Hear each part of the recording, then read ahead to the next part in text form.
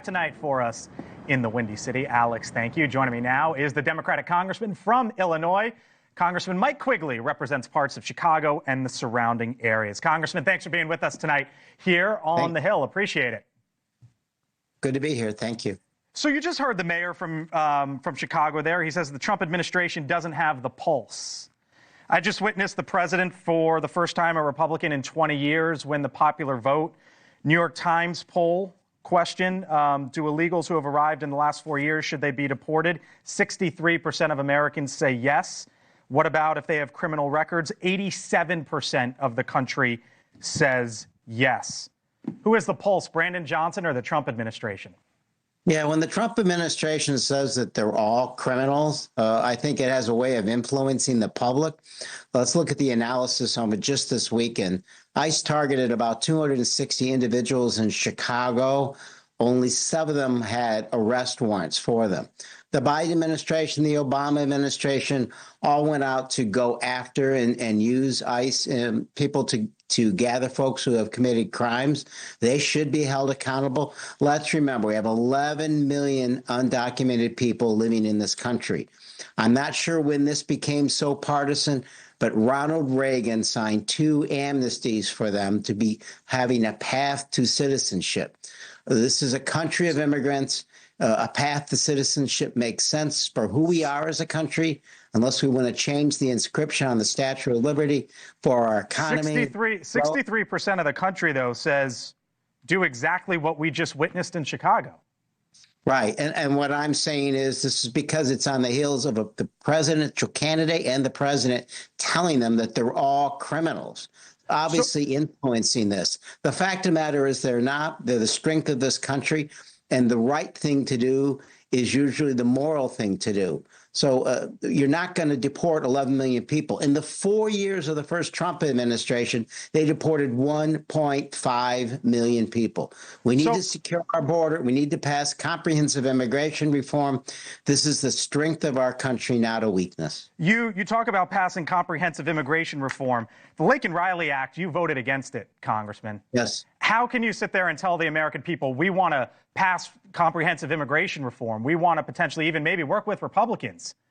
And when at the same time, when you cast a vote, it's against the Laken Riley Act.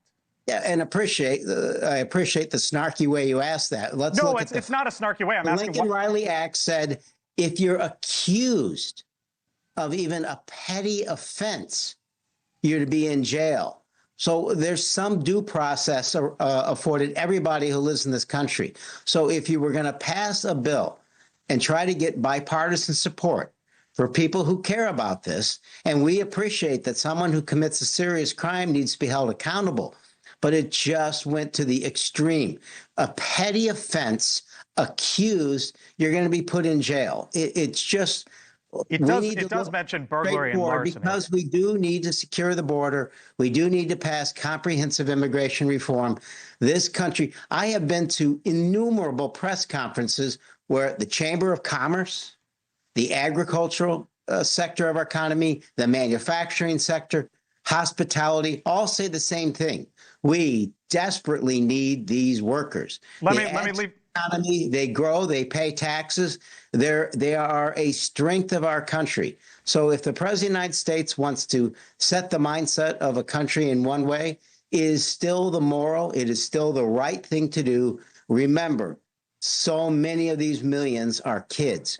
They have no other country. Let me ask you about. Let me ask their whole life here. Do you think they should be deported? Let me ask you about what President Obama. If you're concerned about this, you're the member of the kids who have known no other country should be deported back to some country they've never known. Congressman, respectfully, about who we are as a country. Respectfully, you have the vote and I do not, which is why I ask the questions and I let you respond to our viewers here on NewsNation and to those listening to us on Sirius XM. Let me just ask you this. Let me leave you with this, Congressman. Your assumptions may be wrong. Congressman, let me leave you with this.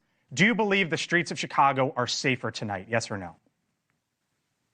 I believe that the Biden administration was arresting 300 people a day on criminal warrants. I don't think there's any change there. The fact is the Trump 623 is the administration is average, so going there is after a little people change. who are not committing crimes. People who are here undocumented are 40% they are 40% less likely to commit crimes than the average citizen. So tell me where we're safer and where we're stronger as a country and where our moral fiber is. But please do your homework first before you call again. Thanks for, listen, Congressman, we respect the point of view. That's why we asked you to come on. You see the news happening in your hometown. You hear the mayor of your hometown speaking. We saw what happened on the streets of New York today. NewsNation was there asking questions, and we thank you for your time. Congressman Quigley, who represents the Chicago area, live tonight here on The Hill. Thank you.